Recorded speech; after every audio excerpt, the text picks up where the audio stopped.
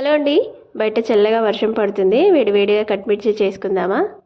ముందుగా శనగపిండి, బియ్యం పిండి, ఉప్పు, కారం, కొంచెం వంట సోడా వేసి వాటర్ వేసి బజ్జీ పిండిలా కలిపేసుకోవాలి.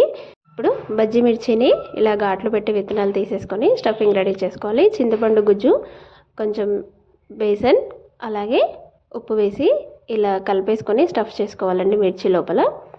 ఇప్పుడు అవి మనం డిప్ చేసి మిర్చి బజ్జీ అయితే చేసేసుకోవాలి. వర్షంలో మిర్చి బజ్జీ తినడం ఎవరెవరికి ఇష్టమో కామెంట్ చేయండి. కొద్దిగా ఫ్రై అయిన తర్వాత తీసేసుకొని మనం మిర్చిని ఇలా కట్ చేసుకోవాలి. ఈ సైజులో కట్ చేసుకుంటే సరిపోతుందండి. మళ్ళీ ఒకసారి డీప్ ఫ్రై చేసుకోవాలి. అంతే అండి. 1 నిమిషం హై ఫ్లేమ్లో ఫ్రై చేసుకుంటే సరిపోతుంది. ఆల్రెడీ ఫ్రై చేసాం కాబట్టి అందులోకి ఆనియన్స్, కొత్తిమీర, ఫ్రై చేసుకున్న పీనట్స్, పల్లీలు వేసుకుంటే సరిపోతుంది. చాలా టేస్టీగా ఉంటాయి కట్ మిర్చి. వర్షంలో ఎంజాయ్ చేస్తూ తినొచ్చు. మీకు నచ్చితే లైక్, షేర్ అండ్ సబ్స్క్రైబ్. నచ్చితే మీరు కూడా చేసుకోండి.